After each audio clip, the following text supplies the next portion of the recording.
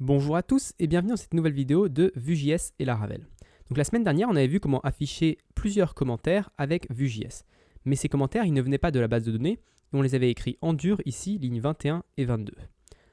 Donc comment on va faire pour passer les commentaires depuis la base de données à notre application Vue.js? Pour ça, on a deux solutions. La première, c'est lorsque Vue.js charge, faire une requête avec Axios, comme ici on avait fait pour le post, faire une requête avec Axios qui va récupérer nos commentaires depuis notre serveur et les afficher dans notre composant Vue.js. La problématique de cette solution, c'est qu'on va faire deux requêtes. Une requête pour récupérer le HTML, le JavaScript, etc. Et ensuite, dès que le JavaScript va être chargé, on va faire une deuxième requête pour récupérer les commentaires. La deuxième solution, qui est un peu plus simple, c'est celle de, lors de la première requête, demander à Blade d'afficher les commentaires quelque part dans la page, et ensuite le JavaScript va lire ces commentaires et va pouvoir les afficher directement. Donc c'est celle-là qu'on va mettre en place. Donc pour afficher les commentaires dans la page, donc afficher les commentaires dans notre vue Blade, on va devoir déjà passer les commentaires à cette vue Blade. Donc pour ça, on va aller dans notre route web.php, et au lieu d'utiliser une fonction anonyme, on pourrait le faire dans la fonction anonyme, mais je préfère utiliser un contrôleur pour les choses un peu plus complexes. Donc on va faire commentsController et on va faire une méthode index. Maintenant, si je vais dans mon commentsController, j'ai créé la fonction index. Et pour le moment, cette fonction, elle va juste return la view welcome. Ensuite, cette vue, elle doit avoir accès aux commentaires du coup.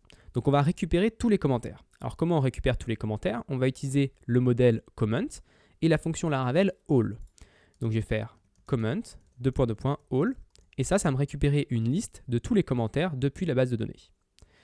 Ensuite, je vais enregistrer ça dans $comments et je vais passer cette variable à la vue. Donc là, je vais dire comments, $comments. Donc une fois que ceci est fait, dans ma vue welcome.blade.php, j'ai accès à une variable qui s'appelle comments. Alors cette variable-là, qu'est-ce qui se passe lorsqu'on essaye de l'afficher? En fait, on ne peut pas vraiment afficher un tableau, une liste d'éléments, surtout pas des objets, parce qu'on ne sait pas trop comment on affiche. Comment on affiche un utilisateur? Est-ce qu'on affiche juste son nom? Est-ce qu'on affiche tous ces éléments? Est-ce qu'on les met avec des virgules? On ne sait pas trop. Mais Laravel va faire ça pour nous et par défaut, il va utiliser un système qui est bien connu dans le monde du web, qui est le format JSON. Alors le format JSON, je vais vous le montrer tout de suite. Si je vais ici sur ma page et que je réactualise, on voit ici le format JSON. Des crochets pour représenter les tableaux et des accolades pour représenter les objets. Et là, on voit que par exemple, on a body, un message, createdDate, la date de création, updatedDate, la date de mise à jour, etc., etc., etc. Donc ce format, il peut ressembler à quelque chose qu'on connaît déjà, parce que si je reviens dans mon application commandForm.vue ici, on voit que c'est exactement le même format que j'ai utilisé en JavaScript pour créer mes objets avec body, le commentaire, virgule, ouvrez accolade, body, le deuxième commentaire, etc.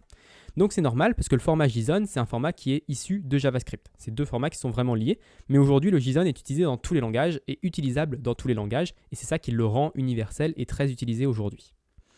Donc maintenant, comment on va faire pour dire à Vue.js de lire ce JSON-là, de le charger et de pouvoir l'afficher? Eh bien, on va utiliser ce qu'on appelle les propriétés. En fait, les propriétés en HTML, c'est juste ces éléments-là. C'est le class, le ID, le href, etc.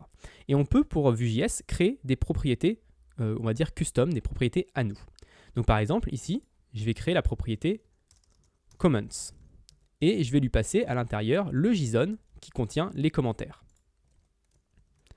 Donc maintenant, si je vais dans mon commandForm.vue, je vais enlever ce comments ici et je vais dire à Vue.js qu'on a une propriété. Alors pour ça, pour lui dire ça, on va utiliser la propriété props, justement. Et dans un tableau, on va lui dire qu'il y a une propriété qui s'appelle comments. Donc ça permet juste de dire à Vue.js, attention, je vais recevoir une propriété qui s'appelle comments, tu as le droit de la récupérer.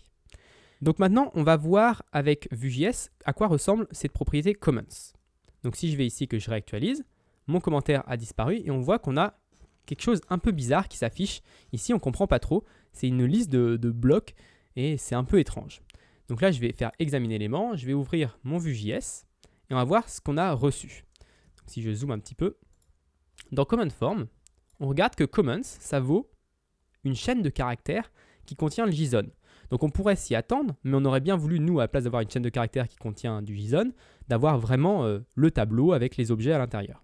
Alors comment on va faire ça? Eh bien avec Vue.js, en fait, on va utiliser le .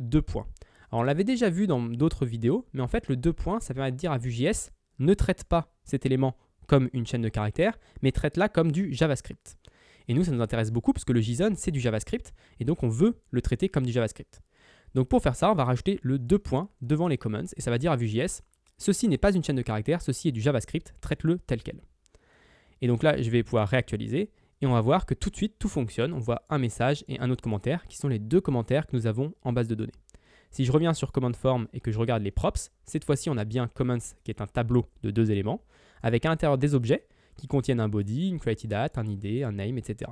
Donc là, on voit que ça fonctionne bien. Et si je rajoute un nouveau commentaire, que je clique sur commenter, donc rien ne se passe, mais si je réactualise la page, on voit que là, cette fois-ci, un nouveau commentaire s'est affiché dans la liste. Donc on récupère bien, depuis la base de données, nos commentaires.